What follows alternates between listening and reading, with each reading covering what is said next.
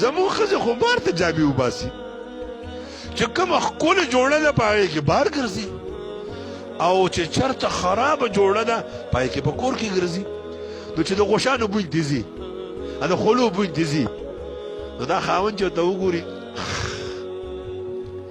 نو دا خاوند چې بار ته راوځي یاره زه به دویم واده کوم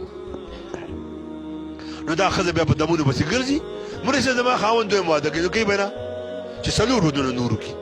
ته خو ښځه نه یې ته خو د غوجلې نوکره یې مړې ځان نه ښځه جوړه که چې خاوند د کور ته راځي ولام به ورته خوشبویو ته واچوه پاکې جامې ورته واچوه چې ستا ښځې تا د ځان ته اچولی دی والی امیر دا به ښکل کړي او دا قیمتي ګټه ده دا به په ځان باندې ووایي ولې دا دې اوس ولیدو بیا به یې نیږدي دا به ستا ښځه چا ته اچي چې د دې د رور واده د دې د خور واده د دې د ترور د زوی واده د ترور د لور واده د پلاني واده تا ته یې نه اچي. رسول الله صلی الله علیه وسلم فرمایي غوره ښځه کومه ده چې خاوند ورته وګوري مزه ورله ورکړي. باباګانو ستاسو سمیت تاسو نه تپوس کوم